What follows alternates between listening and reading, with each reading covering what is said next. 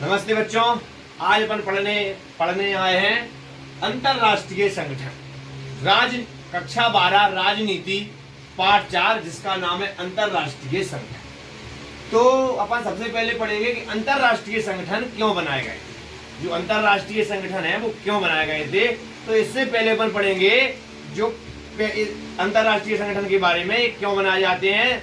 तो इसके लिए पहले पढ़ेंगे अपन प्रथम विश्व। तो आप सभी को पता है जो प्रथम विश्व युद्ध हुआ था, प्रथम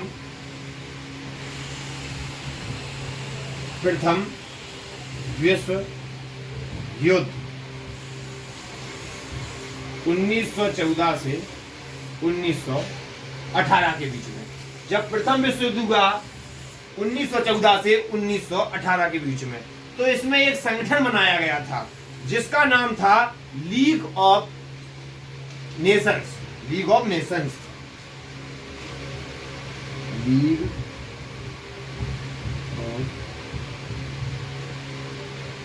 लीग ऑफ नेशंस। जब लीग ऑफ नेशन बनाया गया तो ये असफल हुआ। ये असफल क्यों हुआ? क्योंकि प्रथम विश्व युद्ध के बाद फिर द्वितीय विश्व युद्ध हुआ। दूसरा विश्व यह हुआ 1939 से 1945 के बीच। जब प्रथम विश्व युद्ध हुआ तो कौन सा संगठन बनाया गया? League of nation. फिर ये खत्म कब हुआ? जब द्वितीय विश्व युद्ध हुआ 1939 से 1945। ये जो प्रथम विश्व युद्ध हुआ था, इसको अब आगे कोई भविष्य में युद्ध ना हो, इस युद्ध को रोकने के लिए एक संगठन बनाया गया था जिसका नाम है लीग ऑफ नेशन। लेकिन यह संगठन आगे नहीं चल पाया और यह संगठन क्या हो गया? खत्म हो गया पूर्ण रूप से। क्यों कर दिया गया था? क्योंकि दुनिया में कौन सा द्वितीय विश्व युद्ध हो गया था। तो द्वितीय विश्व युद्ध के बारे में आप सभी को पता है कि द्वितीय विश्व युद्ध कब से कब तक हुआ था। जब द्वितीय विश्व युद्ध हुआ फिर इसके बाद एक संगठन बनाया गया जिसका नाम है संयुक्त राष्ट्र संघ। क्या नाम है? संयुक्त राष्ट्र संघ। संयुक्त राष्ट्र संघ यह है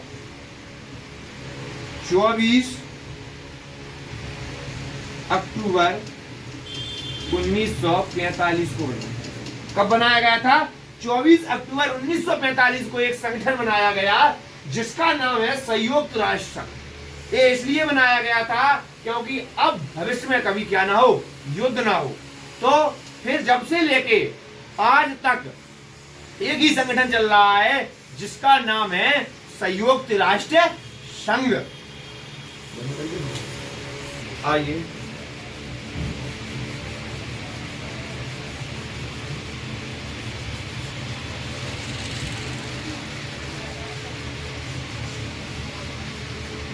अपन को समझ में आ गया है कि ये संगठन क्यों बनाया गया था। ये संगठन बनाया गया था द्वितीय विश्व युद्ध के बाद, क्योंकि अब भविष्य में क्या नहीं हो, कभी युद्ध ना हो। यदि युद्ध होता है तो जो संयुक्त राष्ट्र संघ बनाया गया था ये इस पर क्या करे? रोक लगाए। इसलिए ये संगठन बनाया गया और आज सारे विश्व में जो संयुक्त राष्ट्र संघ है वो अपना कार्य पूर्ण रूप से अच्छा कर रहा है और इसमें उसे सफलता भी मिली है, जिसे संयुक्त राष्ट्र संघ को। तो आज अपन पढ़ेंगे हमें अंतरराष्ट्रीय संगठन क्यों चाहिए, यानी कि जो अंतरराष्ट्रीय संगठन है उनकी हमें जरूरत क्यों पड़ती है। तो एक विद्वान थे, उन्होंने कहा था संयुक्त राष्ट्र संघ का गठन मानवता को स्वर्ग पहुंचाने के लिए नहीं बल्कि उसे नरक से बचाने के लिए हुआ है। यानी कि जो संयुक्त राष्ट्र संघ है उसको इसलिए बनाया गया था कि मानव को कहां पहुंचाया जाए? स्वर्ग, ना कि नरक पहुंचाया जाए। तो इसमें क्या होता है, जब विश्व युद्ध हुआ तो विश्व युद्ध में जितनी भी शक्तियां थी तो उससे एक देश को नहीं, हर देश को क्या होता है? खतरा होता है युद्ध से। जितनी भी महाशक्तियां लड़ी, जैसे अमेरिका, सोवियत संघ, रूस, France, Germany, Japan, Australia, Britain, ये सारी महाशक्तियों ने युद्ध किया। तो युद्ध का मतलब ये नहीं होता है कि मात्र और मात्र उसकी सेना को ही खतरा हो, युद्ध में वहां के नागरिकों को भी खतरा आता है। तो इसीलिए एक जो विद्वान थे, यह संयुक्त राष्ट्र संघ की महासभा के दूसरे अध्यक्ष भी थे। इनका नाम है डैग हेमरसोल्ड हैं। इन्होंने क्या किया था, यह कथन किया था, क्या कहा कि जो संयुक्त राष्ट्र संघ है या अंतरराष्ट्रीय संगठन है, इनका एक ही कार्य है, जो क्या है इनका कार्य, कि मानवता को, जो मानवता यानी कि व्यक्तियों को स्वर्ग पहुंचाना है, नरक नहीं पहुंचाना है। तो इनका एक कार्य था। तो हमें अंतरराष्ट्रीय संगठन क्यों चाहिए, अब हम पढ़ते हैं हमें अंतरराष्ट्रीय संगठन क्यों चाहिए। अब हम चलते हैं हमें अंतरराष्ट्रीय संगठन क्यों चाहिए, यानी कि जो अंतरराष्ट्रीय संगठन है वे हमारे लिए क्यों जरूरी है। तो युद्ध और शांति के मामलों में मदद करते हैं। अब देखो वे खुद बोल रहे हैं कि युद्ध और शांति के मामले में यदि किसी दो देशों के बीच युद्ध होता है तो उससे क्या होगा, शांति भंग होगी। 100% है कि यदि दो व्यक्ति लड़ेंगे या दो देश लड़ेंगे तो वहां का माहौल क्या है, अशांति हो जाएगी। वहां पर जो शांति है वो पूर्ण रूप से भंग हो जाएगी। तो इसमें मदद करेगा कौन सा, अंतरराष्ट्रीय संगठन। यदि कोई देश लड़ता है तो ये वार्तालाप द्वारा यानी कि बातों के द्वारा समझा देंगे। ये इसीलिए इसमें क्या होता है, एक विद्वान थे उन्होंने कहा कि जो अंतरराष्ट्रीय संगठन है इसका एक कार्य है कि इसमें व्यक्ति का है एक देश दूसरे देश से लड़े ना, मात्र और मात्र बात द्वारा, जो बात होती है वार्तालाप, उसके द्वारा क्या किया जाए, कोई भी समस्या हो उसको समाप्त किया जाए। शांति और प्रगति के प्रति मानवता की आशा का प्रतीक है, यानी कि शांति और प्रगति के प्रति अंतरराष्ट्रीय संगठन क्या करता है, अन्य देशों में जो देश लड़ रहे हैं आपस में उनमें क्या करता है, शांति स्थापित करता है।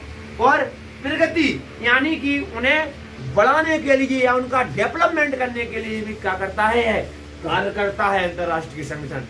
देशों के बीच मनमुटाव और झगड़े होते हैं, यानी कि अपन को पता है जब जो दो देश आपस में लड़ेंगे तो उसमें मनमुटाव होगा 100%।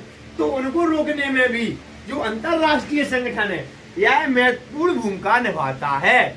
पहले विश्व युद्ध के बाद जो संगठन बनाया गया था लीग ऑफ नेशंस, वो खत्म क्यों हो गया था, इसीलिए हो गया था क्योंकि वह देशों के बीच युद्ध को नहीं रोक पाया और देशों के विकास का काम नहीं कर पाया, इसलिए वह खत्म हो गया। और यह संगठन कब बनाया गया था, 24 अक्टूबर। कब बनाया गया था, 24 अक्टूबर 1945 को। जब ये संगठन बना तो इस संगठन की मंजूरी कितने देशों ने दी, तो इस संगठन की मंजूरी 51 लोगों ने इस पर क्या किए थे, सिग्नेचर कर दिए थे घोषणा पत्र पर कि हम सहमत हैं, आप अंतरराष्ट्रीय संगठन बनाइए। इसका उद्देश्य अंतरराष्ट्रीय झगड़ों को रोकना और अंतरराष्ट्रीय सहयोग की राह दिखाना, यानी कि जो अंतरराष्ट्रीय स्तर पर जो देशों की अपनी एक इच्छा होती है कि हमारा भी हर देश के साथ व्यापार हो, और वो व्यापार किस कारण नहीं हो सकता है, यदि दो देश आपस में लड़ गए तो वह क्या नहीं, व्यापार नहीं कर पाते हैं। तो इसीलिए संगठन बनाया गया अंतरराष्ट्रीय संगठन कि यह सभी देशों को आपस में जोड़ रखे। कोई भी यदि युद्ध करता है तो वह वार्तालाप द्वारा उसे समझा दे। 2011 में इसमें 193 देश सम्मिलित हो गए। जब ये बना तो मात्र 51 देश थे, और जब 2011 आया, कब बना था, 1945 में ये बना, और 2011 आते आते 193 देश इसमें सम्मिलित हो गए। अब इसमें क्या है, जो अंतरराष्ट्रीय संगठन है इसकी सबसे महत्वपूर्ण ताकतवर शक्ति है, तो इसकी एक ही शक्ति है, इसकी सुरक्षा परिषद, जो कि इसकी क्या है, सुरक्षा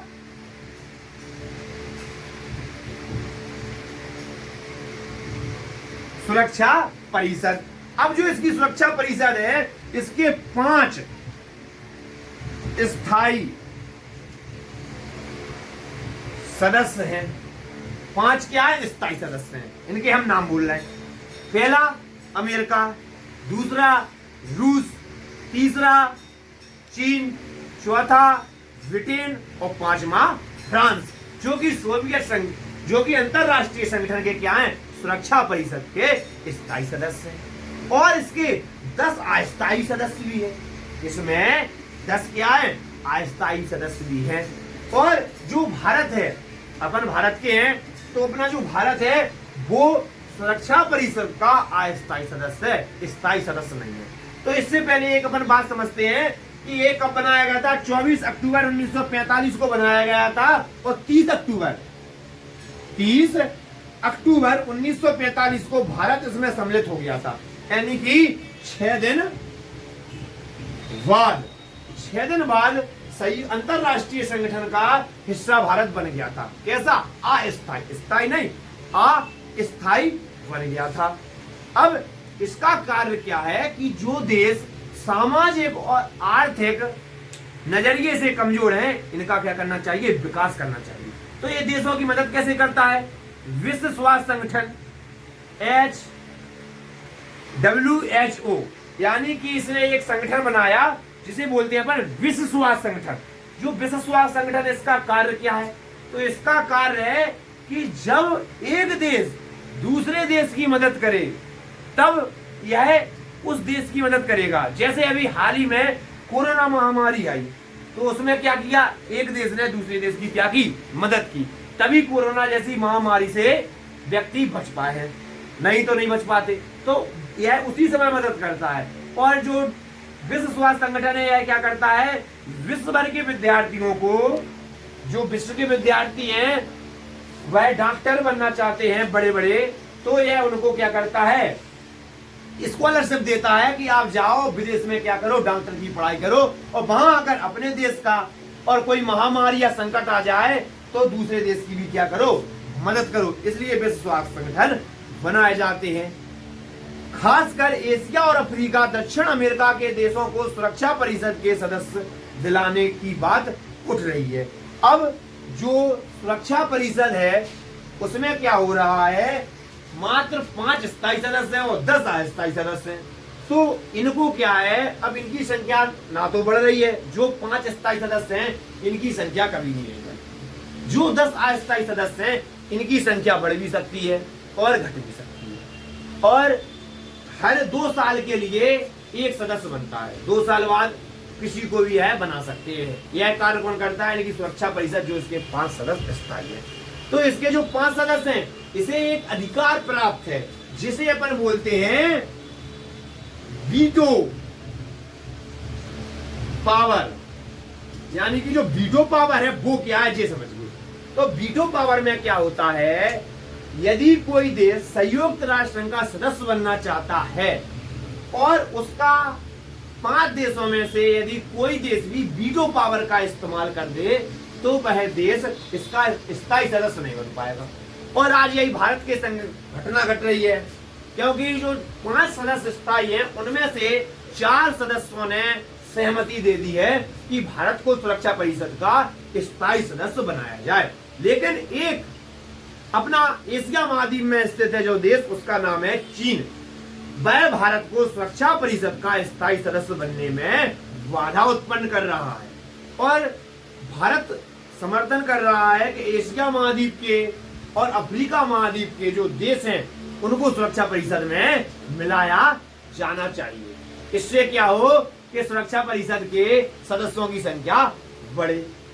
अब आइए 1991 के बाद बदलाव, यानी कि जो अंतरराष्ट्रीय संगठन है इसमें 1991 के बाद बदलाव। अब हम पढ़ते हैं 1991 के बाद बदलाव। कब? 1991 के बाद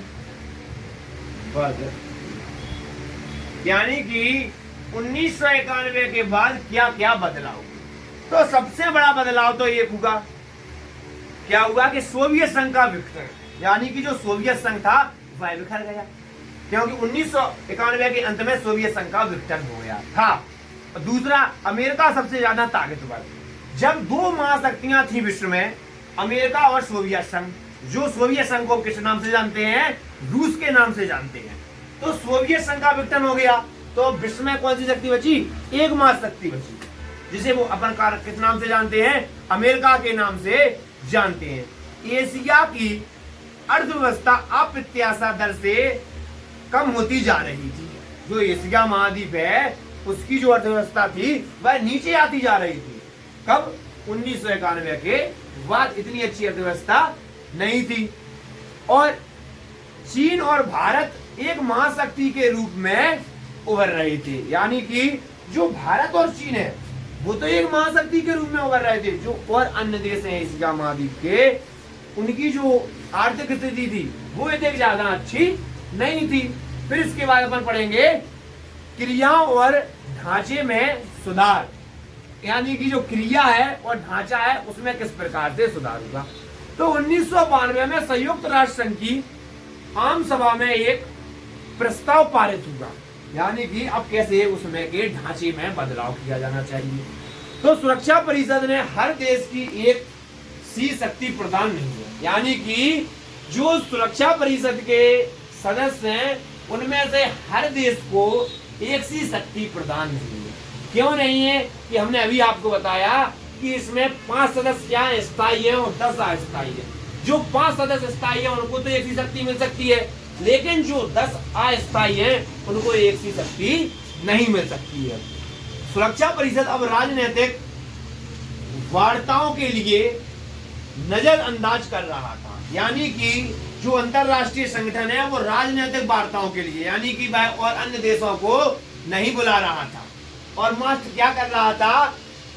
क्योंकि वो बुलाना चाहता है तो उसके जो सुरक्षा परिषद के स्थायी सदस्य हैं वो इसकी मंजूरी नहीं दे रहे थे, इसीलिए यह उस मामले में फेल होता चला जा रहा था।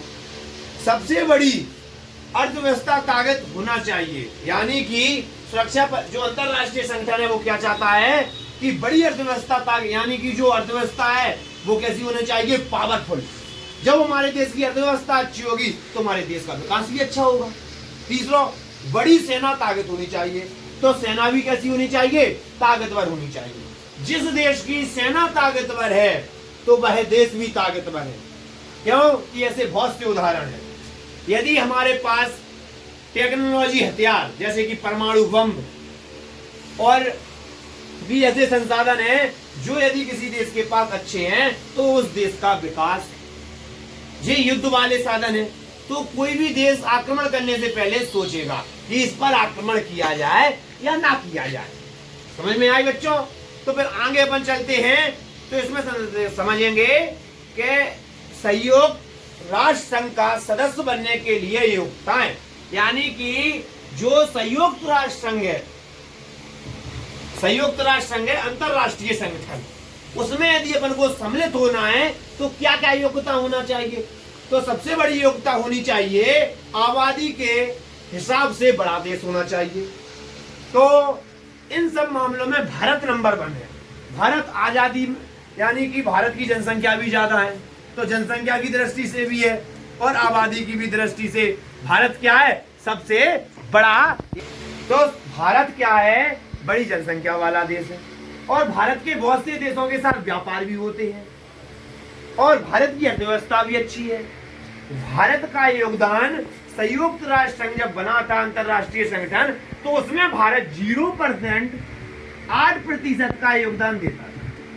तो योगदान भी अच्छा खासा देता था भारत संयुक्त राष्ट्र संघ में। तो ये बहुत से ऐसे कारण हैं जिनसे भारत संयुक्त राष्ट्र संघ का सदस्य बनने के लिए पूर्ण रूप से तैयार है और यही सब योग्यता चाहिए संयुक्त राष्ट्र संघ का सदस्य बनने के लिए।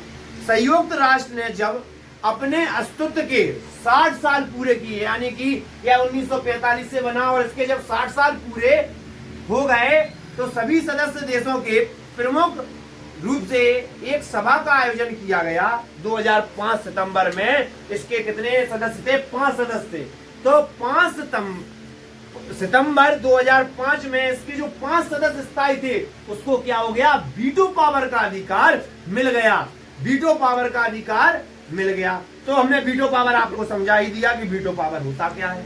इसके बाद चलेंगे बस संयुक्त राष्ट्र संघ का न्यायाधिकरण, यानी कि जो न्यायालय है या न्याय करता है वो कैसा होना चाहिए।